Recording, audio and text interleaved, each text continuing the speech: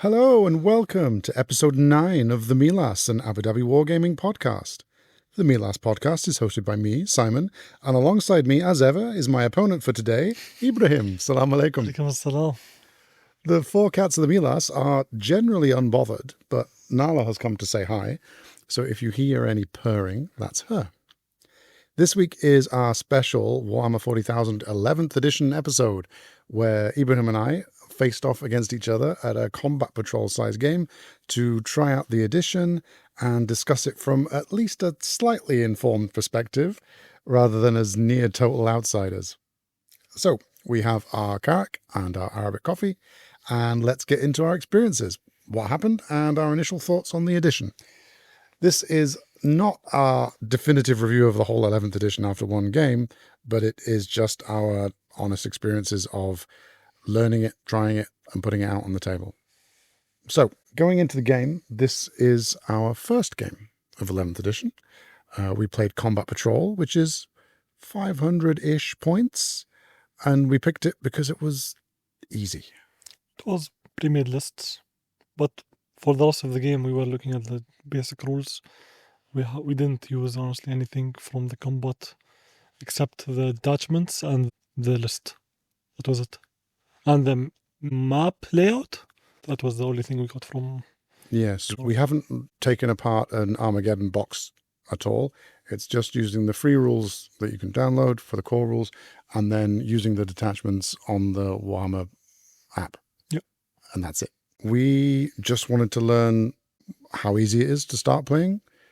How did the game feel? And do we want to play it again? So, Ibrahim, for those who might not have heard you in previous episodes, please give me your previous relationship with modern 40k. My first interaction with 40k was driving all the way to Dubai to get tabled in 2 turns. A couple of times, maybe 3 times. That was my first game on 8th edition. And yeah, it was not fun because no one, I remember, came in with thematic lists. Even then, except one guy, I don't remember his name. He was playing Gene Stealers. And that was really cool to see, blips walking around. But that was it. Everyone else was just a mishmash of random things. How about you? What was your first experience? For modern 40k, I came back into the hobby when 10th edition came out, picked up the Leviathan box set, had a game, bounced off it, didn't really like it, so sold the Tyranid half and painted some of the marine stuff and then gave the rest away to a friend whose kid was starting. But previously, I started just before 2nd edition came out, played a lot of 2nd, 4th and 5th, because that was Assault on Blackreach, and then skipped 6, 7, 8, 9. So most of my experience is in older 40k, but I have a game of 10th under my belt. So what was it about 11th edition that you're most interested in trying?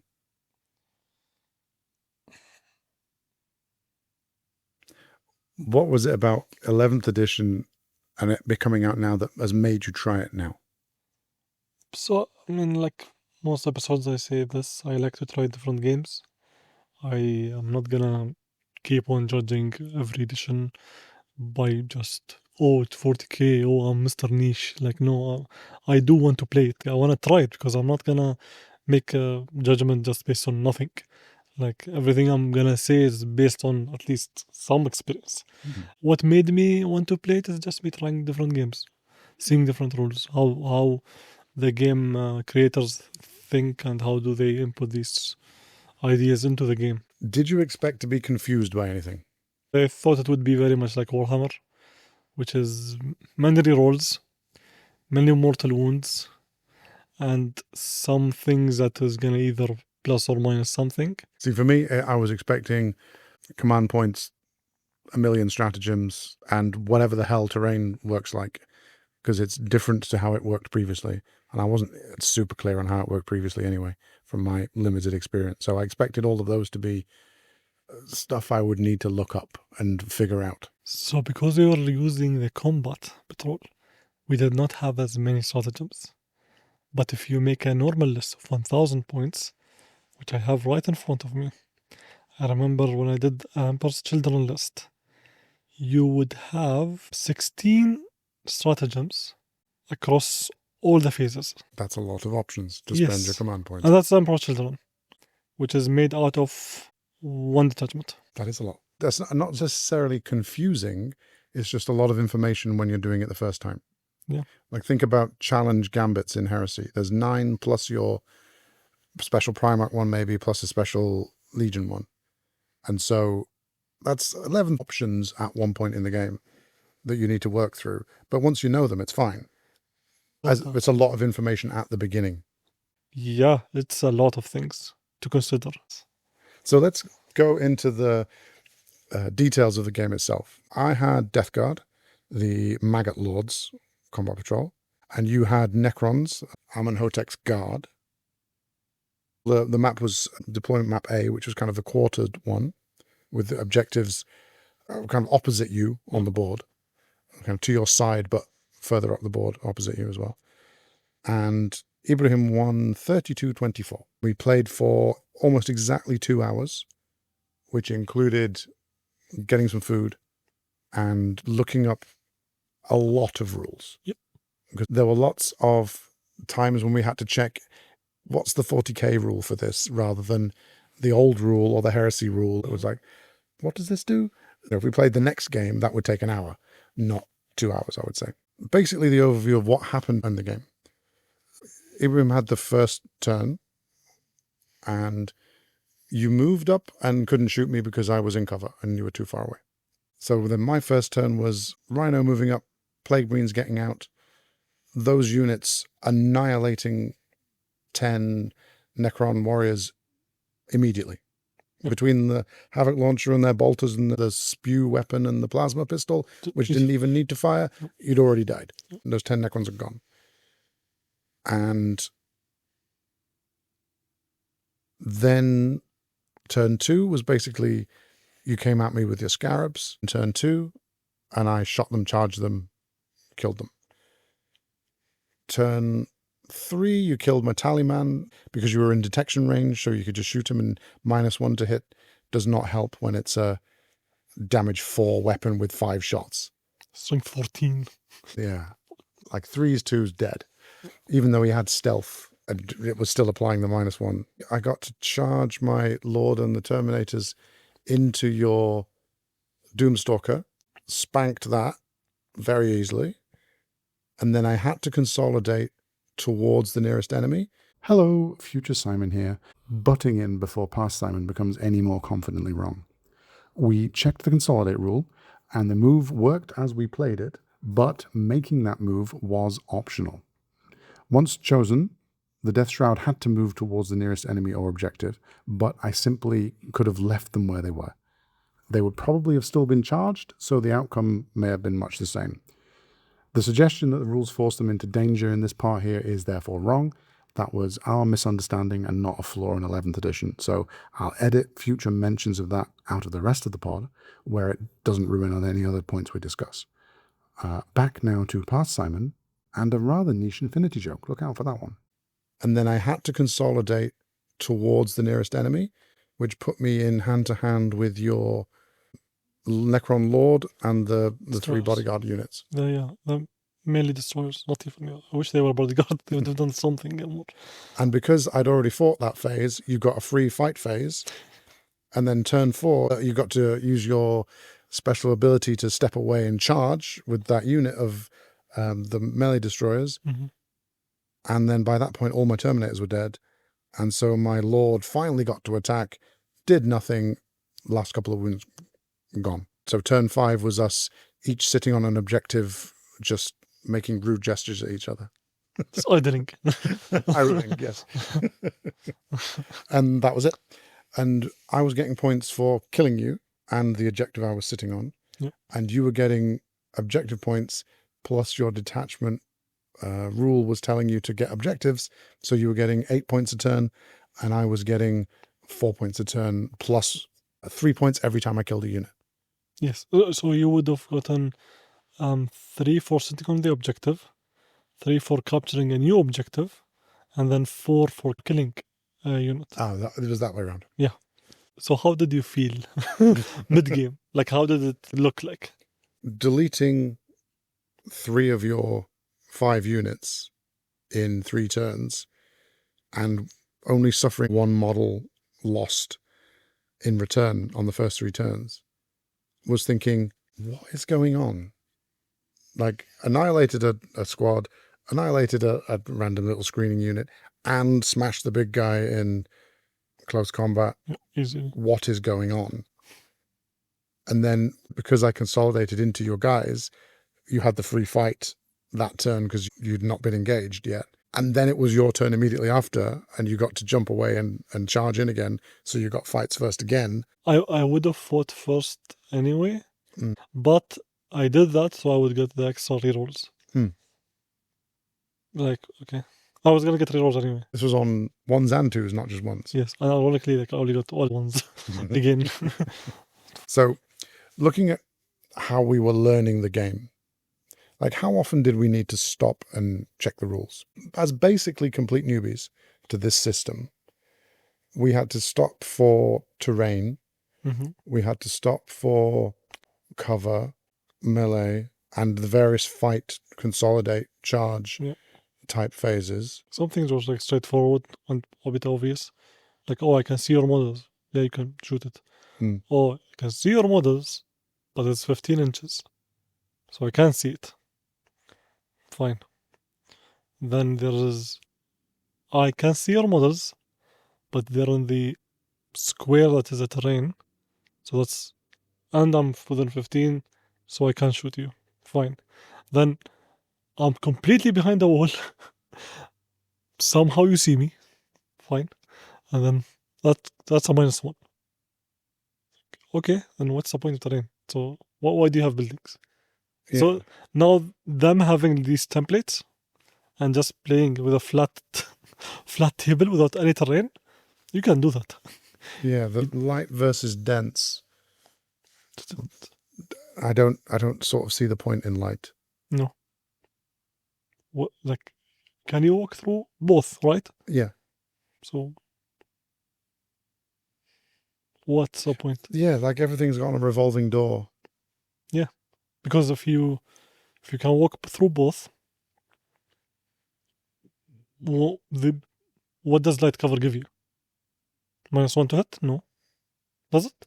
Is it? If you're in the cover, it's -1 to light cover. That is a good question. Like, if it's dense cover, you get -1 to hit. I doubt you get anything for light cover. Because what's even less punishing than -1 to hit? Don't think there is anything. So light terrain can provide cover from incoming attacks, but will not slow an enemy's advance or offer lasting defense. Dense terrain is an obstacle to even the largest war machines and can shelter entire squads from enemy sight.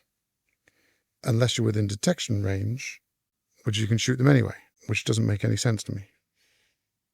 I feel like we've not done it right. I think from reading the rules, it didn't make sense, but we followed what seemed to make sense. Like, did we follow the rule? I think so. Yeah, from the examples, benefits of cover, etc., we followed the rules. So in that sense, because if it was, we weren't playing on combat patrol, you would have things with insane range, and they wouldn't have been able to shoot you. Yes. But we did not have that. Like, I had one weapon that was one shot. That was 72 inches, but you weren't 72 inches away. Yeah, it was no more than 40. That's the maximum range on our table. So, like, in realistic terms, if you were playing a game, the only difference that range would make is that if I'm shooting from a really far away unit, or a unit that does not require line of sight to shoot you. Yeah. Otherwise, does not make a difference. Like, you'll always want to be moving up anyway. You don't get penalties for that. Even being in cover was just -1 to hit. Yeah. Which didn't make a whole lot of difference. No.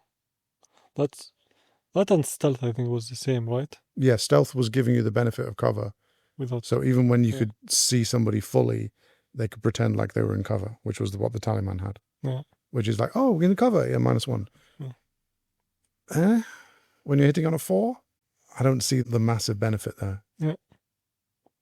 Did playing Death Guard feel like you were playing Death Guard? Having Death Guard in Heresy as well? No, it didn't. They were lethal shooting, and yeah, they were a bit slow, but I didn't feel like the excessive toughness kicked in anywhere. Maybe it's because you were just shooting me with strength 9, strength 14 weapons, but I didn't feel like they were particularly tough. My Lord didn't have an invulnerable save, which is very strange. Yeah, it was weird. But the Terminators he was with did, which might be an error in the app or something, but we'd like checked it over and over again and he didn't have an invulnerable save. Let So me check if he has it in the codex. Lord of Versalance. He does have it. not that I managed to make any saves anyway, so it didn't really matter. Yeah, for the combat patrol, he doesn't have it. So I guess combat patrol have different rules, but overall, these are like units. Yeah. This does not affect how we played. Doesn't affect the game as such. No. So we needed to stop fairly often for basically every interaction. We came to it as if we'd never played Warhammer before, other than knowing what a wound chart looks like. There was nothing that we pre-knew. But when we needed to find the answers, how easy was it to find? Pretty easy. Yeah, it was very well laid out. I liked the point of saying, okay, now go to the fight phase, step 4.2 or whatever. That was really helpful. Once you'd found what you wanted, I found there was an irritating bit where some of the keywords you could tap and find what that was, and then other ones you can't. Like critical hits, for example.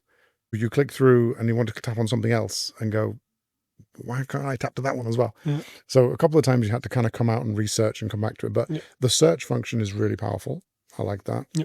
The way it's laid out point by point by point, very helpful. It didn't feel like it covered everything at every step. Sometimes it explains things in a very detailed way that like it's over detailed, and sometimes when you wanted to explain a specific thing, it doesn't, which was annoying.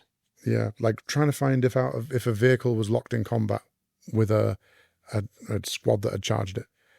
Took a long time to find, because do you look at vehicles? Do you look at movement? Do you look at combat? Do you look at consolidation moves? Do you look at... Eventually we found a fallback move that it could take, because we're thinking the heresy rule that vehicles can't be locked in combat, or is it a different rule that you are, or is there some benefit? Is there a free hit when you withdraw? We didn't know. So trying to find that took a unreasonable amount of time, I think, for both of us looking on one app. Yeah. Which rules did you find intuitive? It's unsafe. So. Wounds are, again, you said it, everything felt like we know it. Like we've played this before. It's just that some things were a bit technical. Like that's where we got stuck at some things. Again, charging one unit that's actually 2 units. Do you choose who you want to fight? Like, how does that happen? Yeah. Or is it the opponent who chooses, or is it the majority of the 2 units you're fighting? Yeah. These kind of things. And it wasn't that, like, it was just because of the amount of maybe games we play, so we have different ideas on how these things work. But I think we like agreed on everything. Like there was not really any disputes. Yeah, we didn't have to debate how a rule worked, other than my interpretation is this, your interpretation is this, let's read it again, and then one of us was right. There was no we had to roll the dice to decide who had the right interpretation, because it was clear. It was like the mortal wounds, when you thought I had to roll to save them. And I was like, no, they just go through. You don't have to roll to wound. You assumed that a lethal hit meant there was no save. Yeah. But a lethal hit just caused an auto wound. It didn't cause what I guess is a mortal wound. Yeah. So, yeah, critical hits and wounds versus devastating wounds and mortal wounds. Do me a favor. Like, come on. 3 different types of wounds. What was easy to forget? Is there anything that you kept forgetting to do? Already forgot. The only thing I didn't forget was my army rule that I did not use because I couldn't. Sometimes you have just to sit there and, which was that I didn't like, you have to go back and check, my stratagems, can I do something here? Yeah, I specifically wrote out my army stratagems, and then I had the generic ones on the app because to then go and find back and forth between them was a massive pain in the neck. Yeah. Oh, there was the OC thing. I read it once and then completely forgot about it. And then at turn 4, when you reduced my OC, I was like, I remember reading something that increases my OC. And trying to find it, was it an enhancement? Was it a detachment rule? Was it a CP? Was it a unit special rule? You're trying to find where this comes from on the app. And you were looking for ages to try and find it in all these different locations. And then it was like a detachment rule. Mm. So there's like 5 different things that can give you the same thing, but you have to look through them in different tabs. Because it feels like, like every edition they try to add something. And now they ended with like 5 different things. Yeah. Just mushed together, but realistically they all do the same thing. Yeah, they're all special rules that add something. Yeah. But they're from 3 different sources. Like whereas Heresy sticks all of your Legion Tacticas in the same part of the book. Mm-hmm. So you go, okay, here's my +1 to hit, here's my special reaction, here's my special gambit, is all in one place. Yeah. Whereas it's in 4 different places in 40k, and that was not helpful as a new user to try and remember where everything was and find everything again. It feels like something can be consolidated into one thing. But it's like, why do you have different detachment rule with the army rule and then different stratagems that are some for the army and some for the detachment? And then what is going on, man? Like, literally, I'm having a headache listening to me talk. As wargamers who have played more complicated and less complicated rule sets, it flowed like a Warhammer game. There wasn't anything that I think we needed to get the hang of. There's no mechanic that was weird, or it's just a case of remembering the things that you had available. But did we do anything that was habit from another game system? For me, yeah.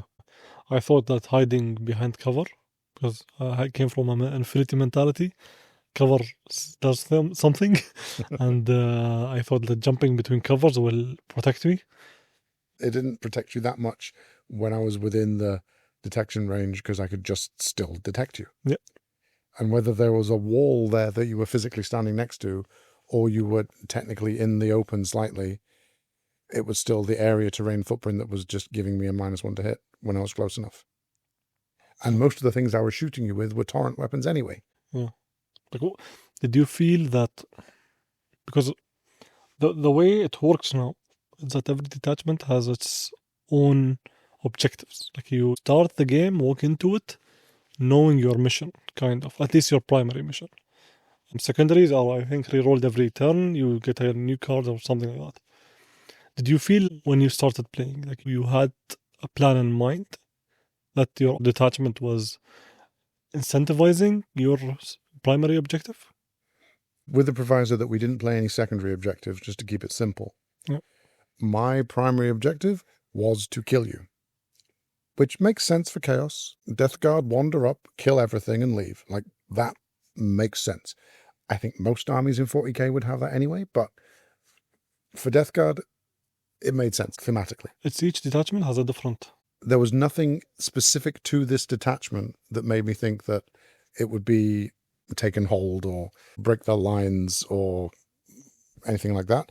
But in general, I think Death Guard killing everything would make sense. For you, you had taken hold of an objective, which for Necrons, like, this is our tomb world, go away. Fair enough. Yeah. But then again, Necrons would wipe you all out as well anyway. So you not getting any points for killing me didn't make that much sense. No. I mean, again, maybe that's what secondaries would have given us. Yeah, we simplified it on purpose. Yeah. So surely there's more complexity there to be had, and more ways of tweaking it and getting thematic ways to play your army. But based just on the primaries, it was very simple. Yep. So I think if we played again, we'd do it with, I'd want to do it with more troops, and I'd want to do it with secondary objectives as well. But they didn't feel thematic. They did not feel like this was something special. This felt like, okay, just pick a random layout. Basically picking a random mission because of the detachment. And then because you're going to get points anyway. Because you will get points for capturing the objective. I just get more. Hmm. And if you had 2 detachments I could have had that mission as well, yeah, and you would have gotten as many points as I did, actually more. Like maybe if I had the exact same, yeah, I would have gotten the same. We would have tied maybe if I had the 2 detachments that had the same rules. But like you think about it, and you expect that every time you pick a different detachment, you pick a different secondary, and you pick a different layouts. Overall, it's gonna be the same. Like comparing it to Necromunda or Infinity, the missions they have a lot of character to them. Like the bridge mission you played with the Roman, or the evacuation tower me and Ahmed played. That was like, it wasn't complex, but had character. Like it wasn't just capture this point and kill your enemy. I guess there is other ones that are like reach your enemy's deployment or whatever. But there's like a total of 5 or 4, and it doesn't create that character around it. Does that make sense? Yeah. I feel like the map didn't contribute to it either. The mirror setup style didn't give us any interest. It happened to split the relatively skinny board we had. It was portrait style, so it was basically split it into 2 sides. I killed all your units on one side. I came over to kill the units on the other side, and you killed me in the 5 turns. And I know we only had 5 or 6 units each anyway, but it was a stale battlefield that wasn't interesting. No. I think that was my main problem with it. It was a tournament map. Yep. And I don't feel like that added anything to the game. It was just a couple of corridors, really. Yeah, did it make you feel like you want to go a certain way? When I saw my whole Necron warriors die, I was okay, I'm not getting that objective. And then I wanted to move from the right and then get closer to you. And then by turn 3 I realized, okay, why would I just go out? My units could have moved 8 inches. They were already holding the objective. Like I did not need to move them. But they only have melee, except the Lord, which had like a 72-inch one-shot weapon. Don't even shoot with it. I just moved them, and I was like, do I shoot? Nah, it doesn't matter. Like, so just stayed inside the terrain, and then that's when you later moved. That's the same time I shot your guy, and then you moved in, and then that happened. We're just poking each other from the window. It was, and yeah, I think we agree that the battlefield honestly did not matter. Basically, it mattered in the way it split us up, but I think it was a negative to deal with. Yeah, I see what you mean. Did units survive long enough to make any contributions? My Necron warriors died. Like, they did nothing. They walked out into the open. I killed them all on turn 1 with a unit shooting them. I thought they would, I expected Necrons to be tougher. They would survive. My Plague Marines just deleted them. And yeah, run through them easily. Bolters doing critical hits, 2 shots each. Then there was the Spewer, and then there was the Blight something. Yeah. And then there was a plasma pistol, which I didn't actually need to use because they were already dead. Yep. Like I just wanted at least one guy to stay alive. So you could raise them. So I could do the reanimation protocol. Then nothing happened. That was one of the things I learned in my 10th edition game against Necrons, that you have to actually focus fire them down. So I thought, okay, I'm going to focus fire this squad of Necrons and see what happens. Mm-hmm. And I deleted them. Yes. And I hadn't expected to. But you didn't have any left to anchor. Nothing left to, yeah. So it didn't matter. So did you find causing damage predictable or random? You expected to do a lot of damage, I think. Like the amount of rerolls, the amount of, I had devastating wounds. And mortal wounds. Yeah. Like I had that token that I can use, and I used it once, and it was like 12 dice, devastating wounds. They did 10 damage. Yeah, you killed like 2.5 Terminators. Yeah. And then my Overlord guy just spanked the other one and yeah. did a lot of damage on my Lord. So the next time you had a go at him, he only had 2 wounds left and was gone. Like that, yeah. So it's like once in combat, whoever fights first, he's gonna do some Yeah. spanking. If you've charged in for a reason, that unit is going to delete the other unit. Did it feel like there was a unit that was the MVP? Well, it was either going to be the Plague Marines for deleting the opposing unit and then claiming all the objective points, or the Terminators and the Lord, because they killed the Scarabs, consolidated, charged into the Doomstalker, killed it, moved on, and then got caught in a trap, which I wasn't aware of until we went through the rules. And you were like, what do you mean I get to fight you? Yeah, And I you was don't like, get to fight. What's going on? why are you moving toward my guys when you know, like when you can't fight? But Yeah, why am I not Well- consolidating somewhere useful yeah, like to draw you out or make you shoot maybe. or Yeah. something? Have a option, Yeah. like not being forced to, Considering the two options I had were to go the same direction. which then is not an option. Yeah. Did it feel like having the first turn mattered? Yes, it did. Because you took the first turn, you couldn't do anything other than move. Mm. And when I took the first turn, I counted on that and killed you. Mhm. If we'd exchanged turns, I'd move forward, wouldn't have been able to shoot you, and then you'd have moved forward and shot me. Mm. Which doesn't quite make sense for a first turn because you're supposed to be able to get the jump on people. But because the deployment zone was in the terrain that you can't see people through when you're more than 15 inches away, what is the point of going first It's in like- that specific map? it was like a negative, like, Yeah. and you don't have an option. Like you don't choose to go first. No, it's attacker defender. Yeah. So if you roll higher, you have the initiative. Yeah, you made me the defender, I believe. So you choose to pick the defender or attacker Mm. because apparently that's gonna make a difference in the deployment. Doesn't, Which it didn't. because it's a mirrored match anyway. Yeah. And then when you roll for the initiative, if you win, you have to go first. Like you don't choose. Hmm. Like in Infinity, you do. Like you choose either to choose the deployment or you choose the initiative, because in that game, the terrain is meant to not be fair. Yeah. So that balances out who goes first. Heresy, person who sets up first goes first. Unless the other person seizes. Yeah. Was melee satisfying? No, I was just. It felt like, I mean, that's. I think the reason why it didn't feel satisfying is because it doesn't matter what you're facing. Your weapon skill is I hit on 2s, 3s, 4s, whatever. Why should you hit a close combat master on a 2-up?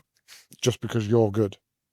And not having the weapon skills to compare to, like in previous versions and in the way Heresy does it, is that if I'm trying to hit a master swordsman, that should be quite difficult. I should not be able to hit a Primarch on 2s because I'm quite good at hitting things. Yeah. So I hit you on 2s, you hit me on 2s, makes no sense whatsoever. Yeah. So that didn't matter what you charge. Yeah, like my destroyers, which are like lore-wise, I think just normal. There's nothing special. Fighting the Death Shroud, which are Mortarian elite bodyguard. Yeah, elite close combat bodyguard. Yeah, and then they just decimate, completely cut through them. Yeah. Hitting on 3s. Hitting on 3s. Yeah. Hitting close combat experts on 3s. That doesn't make any sense. No. So that's why I don't think it feels like there's any connection No. to the models.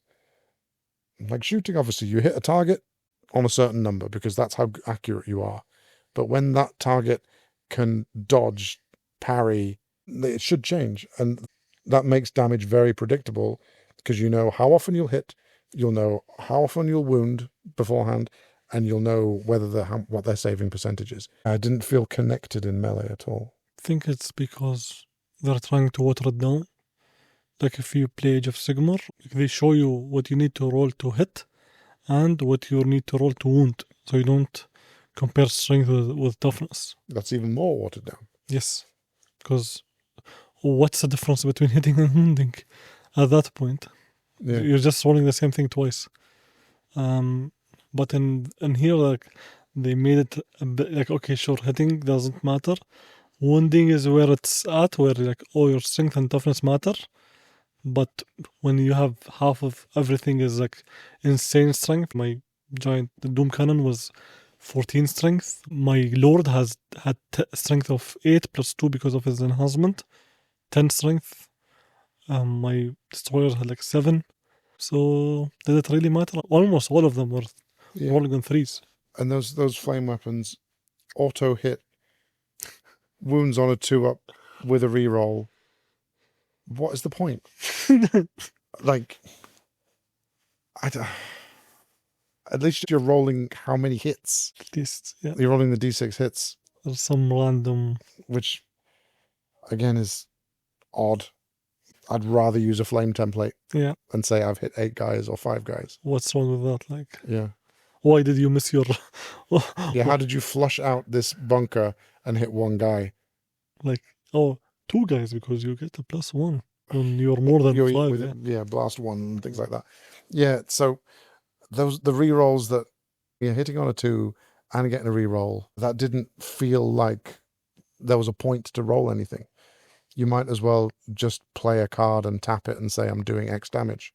Roll a save. So it then comes down to, can you make a saving throw with AP on it? Yeah. And if you have Invuln, you're good most of the time. Yeah. If you don't, sometimes it doesn't matter because you're rolling on 3s or 4s or whatever to save. So many things that were disconnecting me from what the models were doing. I didn't feel like they were models, characters, anything. With so many things that means that it doesn't matter other than don't roll a 1 because you're either auto-hitting or you've got rerolls to wound or you've got devastating wounds or whatever it happens to be. Because there were so many things to disconnect you from the performance of the model itself, I didn't feel like they were my guys at all. Look at Infinity and I know what this guy's doing, what he's good at, what he's bad at, and then related to the model he's trying to shoot. Whereas this game was, I'll just roll all my dice, then you roll all yours, and we'll see what happens. And I didn't feel that there was a connection between who I was shooting so much, or who I was stabbing, or whatever it happened to be. I think it's almost like the lack of a weapon skill chart is the thing that's really disconnected me from this game. Okay, yeah, I see it. Because shooting is the same as other editions. You're rolling to hit, minusing for cover, you're rolling to wound, and then an armor save that you've reduced or removed completely. And that's fine. Shooting is shooting. I found that being able to delete those 10 Necrons in one shooting round with one unit was insane. That doesn't feel like that should have happened, because that doesn't happen in other games to me. But then when you get into the close combat and they're like, okay, you're close combat badasses, I'm close combat badasses, it's a case of who strikes first, which didn't make any sense to me from used to being, what's your weapon skill? If we're equal, we're hitting on 4s. If you're better than me, we're hitting on 5s. If you're worse than me, we're hitting on 3s. How that table is stretched for being, what's the range for 3-ups, for 4-ups, for 5-ups, has changed across the editions. But by removing it completely and just having you hit on this number, I'm tapping a magic card at that point. I'm not comparing, the relative strengths and abilities of 2 units. I'm just hitting on what they say they hit on. I'm hitting goblins at the same ratio that I'm hitting giants, and it doesn't make any sense. I don't know why that's a thing. I think it's just to make it watered down. It streamlines it. Charge, roll this number, done. Consult one table for toughness. That's why it took us like almost, how much time was it? The whole match was 2 hours, and that's including breaks and reading all the rules. If we did that again and just replayed it again now, we'd do it in an hour easy. Yeah. Which is good. I like that idea. Yeah. There are other games you can play within that same time frame. Megatron, could you not put your bum in? Okay, there we go. So Megatron came over to me. He's now sitting next to my microphone purring, and he managed to hit stop on the record in Audacity. He did not very clever of you, Megatron. Well done. He did not like what we were saying about 40k. He's a 40k fan. He's our first hater. Did you feel like there was any unnecessary measuring or positioning? I think by turn 3 there were basically no measuring. Yeah, you weren't doing any measuring by turn 3 because it was just close combat for the one unit you had left. Yeah. And like, oh yeah, this is obviously less than 15, and my ranges are all like 30 something, or I don't even have a range Yeah. open. So was there anything to measure? Maybe because again the combat patrol map was small, but I think it would have applied because like with my Doom cannon, didn't matter. I feel like when you play professionally, competitively, putting your units in exactly the right place makes a really big difference. For being in cover, for being visible, not visible, charging, not charging, that kind of thing. Like when you see the top-down camera and everybody is hiding behind a wall at all times, but everybody can somehow still see each other. And that makes sense with this rule set, but I don't feel like it makes it a good game. It doesn't feel like a war game. It might as well have been a board game at that point. It did feel a bit more board gamey. Do you think the area terrain has made that more prevalent? It feels more like a board game because of the area terrain? Yeah, because realistically, if you play with tokens instead of models, and you remove the buildings and just have bigger like templates, if you Yeah. put the token on the template, that's minus Yeah, one to hit. it's you put it in, you're playing Risk at that point. Yeah, literally. Like you don't need models, you don't need terrain. You literally need a map, some tokens, and some cutoffs of the shapes they want you to make, and that's it. You can play 40k. And then it's top-down tournament style. Yeah. Would you say the same thing about a different game? The things we're saying. Like is there, for example, Infinity, Necromunda, Heresy, are there some negatives that you would compare to them? So What is the ones that we mentioned? Heresy's use of area terrain that they introduced for 3rd edition, I still don't think I actively like, because they've changed the line of sight rules. If I can see it, I can kill the whole unit. And they've made the terrain, again, about area terrain. You are standing in an area that gives you an invulnerable save. And for 5 or 6 games at the beginning of 3rd edition, we were playing the old school rules, but trying to work it into the area terrain of the 3rd edition to say, I can only kill as many guys as I can see, but you'll get the 5 up because you're in that area terrain. But then I had the realization that that doesn't work mixing the two systems, so you might as well play it the way they've intended to. And I don't like it because of the, I can see your foot, I can kill a whole unit, but I can sort of see where they were going for. With this one, I can't see the reasoning yet. It doesn't make sense why you do it that way, other than the top-down tournament streaming view. And that I actively don't like. I need to see it played properly, or play against somebody who already knew it properly to say, this is how this works, and realize what they were doing versus what we were doing. But I didn't feel like I'd gain any special understanding of how the terrain's supposed to work based on what we did here. Yeah, I agree. Do you feel that you want to play more games? Not like you will or to see it more, but did you feel if you tried something different, tried a different army, that you would be more encouraged to play it? I honestly don't know if a different army would help that much. I'd like to play at a different scale. I think playing it at the like full scale would be better, with more units and more variety in what those do. Some long range, some short range, some, a real mix and match. But I don't know if there's anything to gain from that other than confirming the feeling I already got. But maybe there's something in there that I've missed and that I'm not picking up on, that there's possibly people who are sitting there shouting at us going, but what about this thing you didn't realize, or you didn't play that correctly, or it sounds like you've not understood this rule. And if that's the case, by all means, put it in the comments. Shout at us and tell us we're playing 40k wrong. I'd love to be corrected, because I would enjoy playing another game in this universe and playing the most popular game GW does. I'd love to be able to do that. But based on this, I don't feel right. Yeah, I think it's the same. I want to play it. I want to feel engaged while playing it. But what I saw today was like, there are other things that I think we would have had much more fun playing. Like, it's not a bad game. There's just better things out there.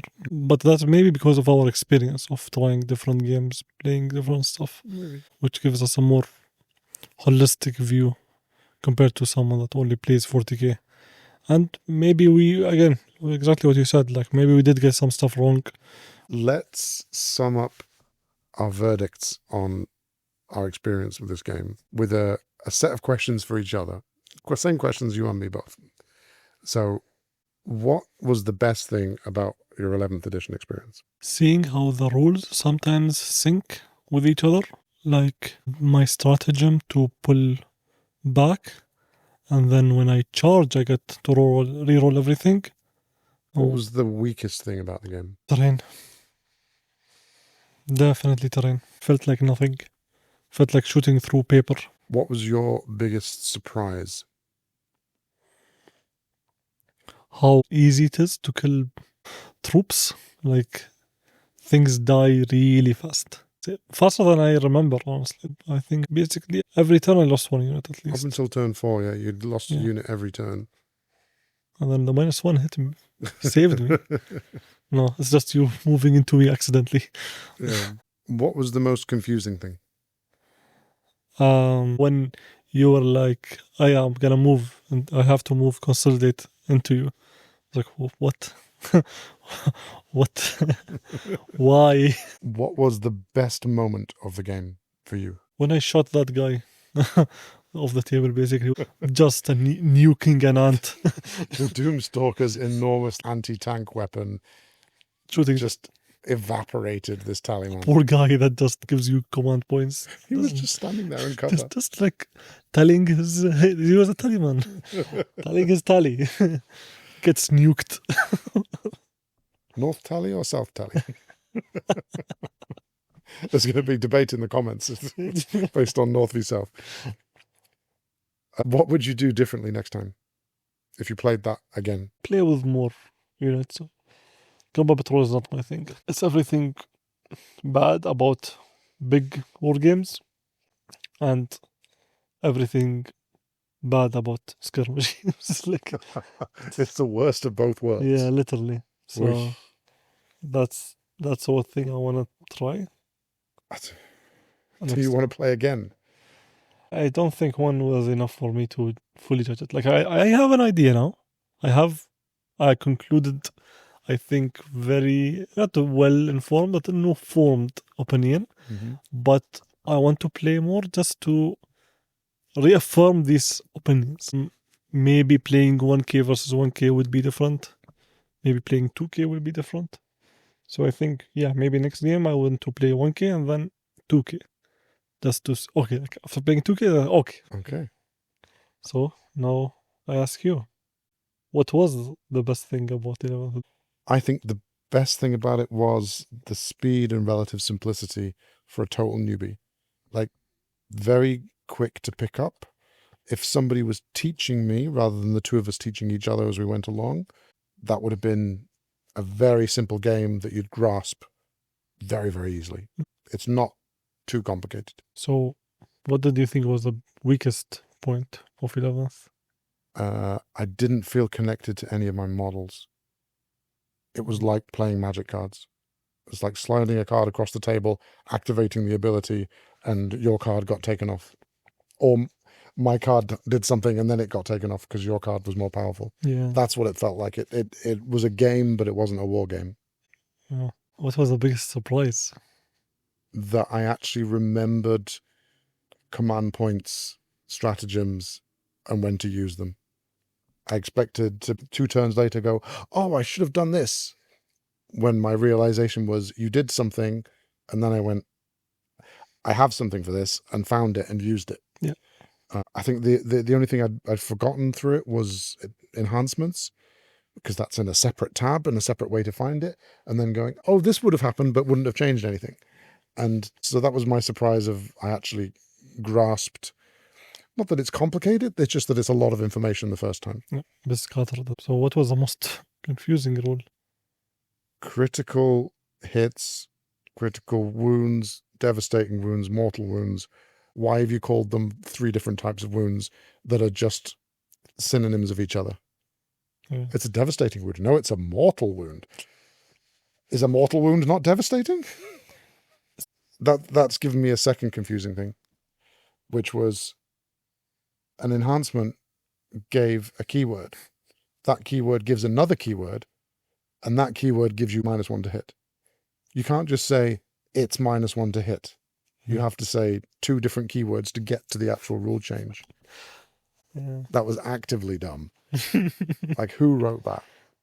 Oh my god, yeah. This ability gives you an ability, which gives you a -1 to be hit, because it was the stealth and the talisman. And I'm thinking, why doesn't the ability just say -1 to hit once a game? That's it. Insane. What was the best moment of the game? I am genuinely trying to think of the best moment, because from a gameplay point of view, deleting your Necrons on turn 1, but that felt bad. Like, I knew if it happened to me, my first reaction would be, oh god. But causing that didn't cause me any joy. Yeah. The Terminators ripping apart the Doomstalker in hand-to-hand was what they're supposed to do. So I don't really have, like, this is the best moment. There wasn't a high point in that game. It was just a series of, oh, okay, points. Yeah, that's the same. Which is really sad to say that it didn't have the best moment, but... So what would you do differently next time? Is there a next time? I would declare a different charge target. No, I think using the terrain slightly differently, but yeah, ultimately it's make sure I charge those destroyers, not accidentally consolidate into them. Yeah. Would be the only, like, strategic thing I'd do differently if we played that exactly again right now. Yeah, I mean, question is, could if you detached your leader, made him do the attacks? I don't know, can you? I don't know. Could he have taken down the Doomstalker on his own, and then the other guys who have already charged could have consolidated and still had a fight because they hadn't fought the Doomstalker? That's something to check in the rules. Will you be playing again? I think that's a good question. I think I don't have the full picture of it from just one little combat patrol game. So it would be good to try another one at, like you said, 1,000 points to see how that goes. But if I had a choice of having fun to play again, I don't think I would. But I want to make sure that I'm confident in my opinion, not just based on first impressions. Think about playing the next game. Like, just imagine it. Does it feel like, oh my god, do I have to go through that again? Or is it more like, eh? No, I think it will be, so we'd play as many points again, up to about 1,000. The board would be wider, more options to move, to shoot, more different types of terrain, different layout, more types of units, because ultimately I had 4 units on the field, 5 including the Taliban, but he was just standing there on the cover. So there wasn't a lot of decisions to make. With more units of a wider range and more targets, then suddenly you've got a much more intricate game. So that might come out better next time, but I wouldn't want to play this size again without throwing the map out the window and building it again differently. Yeah. Because the area terrain pieces didn't bother me. Like, having certain sizes and certain shapes and layouts of the individual pieces was not an issue at all. It's just a different style of terrain. But the way that map was put together, that we built based on 14 inches from here, 22 inches from there, etc., that was not fun. Not a fun, interesting map at all. It was even and fair, but I don't think it was interesting. And a larger map, you've got more opportunity to mess around. Adding more flavor to it as well. Different decisions that would affect your moves compared to just a mirrored match. The contagion spreading was interesting, but it just happened to be hard countered by your particular ability. Or then again, your ability was hard countered by mine. So ultimately, they just cancelled each other out. But I need to be proven wrong by another game. So I think As like a verdict of our first game experience, I didn't like it. I like sitting down with you playing a game, and we had fun with what we were doing, but the game didn't enable more fun through its rules for us. We were going, what? How? Why? For some of the rules. More than I expected we would. And I've been watching like how to play 40k 11th edition, and it makes sense what they're doing. It's like, okay, that's a game, fine. But then actually playing it and making decisions and things happening, like it was a game. It's not a war game. We weren't wargaming there. We were just moving things around and rolling dice. I can only give it so many benefits of the doubt.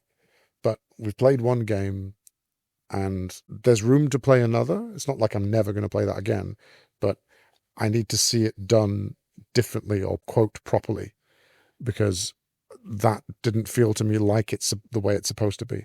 And if it is that's the way it's supposed to be, then I don't like it. I don't remember us like making up anything or what rule would have changed.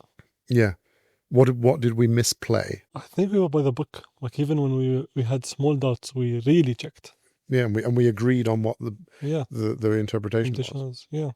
I don't think we disagreed on anything. No.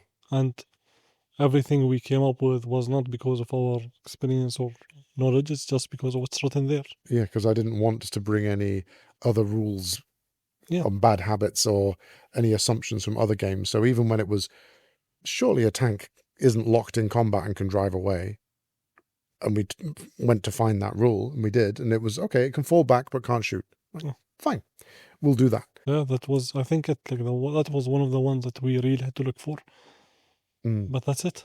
Yeah. And so overall, like the game, if we play it again, it's going to be the same. I don't think we should be playing Combat Patrol. No, I'd think 1,000 points at least. Maybe 2,000 is too big of a step for that, but I'd at least like to have 1,000 points on a larger table. Yeah. We could do like a 2v1 against someone that knows how to play it. That way we can both learn at least. Somebody who's a veteran of 10th and is just picking up a couple of little adjustments. That would be, I think, the best way forward. But another way forward is drop us notes in the comments. Tell us where we suck and where we messed up. And keep it civil, just because we don't like 40k based on this. I really am genuinely interested to know what I'm missing from this experience, because I feel like there's something we didn't grasp, because it can't be this. I'm not trying to, as you say, not trying to be a hipster about it, not trying to be, oh, hoity-toity, too cool for school type stuff. Just, I don't get it. And what did I not get that I've missed? Because I love Heresy, and I enjoyed Infinity, and I love playing other games like this. Like, I like Battletech. That was fun. What am I missing here? And I don't know what it is. So in the comments, please, if you've got this far, for however many minutes this has ended up after the edit, please tell us, like, where are we going wrong with not getting it? Because we get all the other GW games, but not this version of 40k. We want to love it. Just teach us how. Absolutely. I've got Eldar. I would love to play them in this edition and do fancy cool things with them. Not just wait for somebody who wants to play second. I'd love to play 11th with them. Yeah. But how? What am I missing? Same. I'd love to try Emperor's Children, like for 11th or for 40k in general.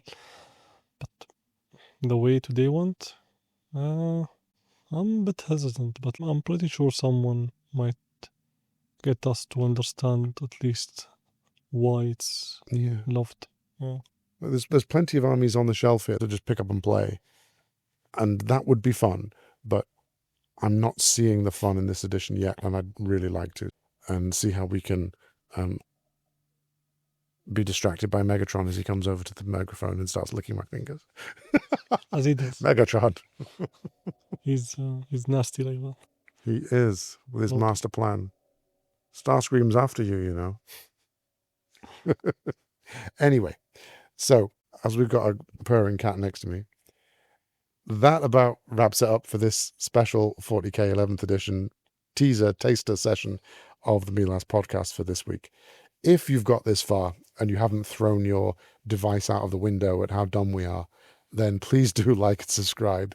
Leave us a comment, no matter what platform you're on, whether it's YouTube, Spotify, Apple Podcasts, you're listening through Podbean, whether you wanted to come and give us corrections on our Instagram at ad.wargaming and tell us the real boons of 11th edition 40k.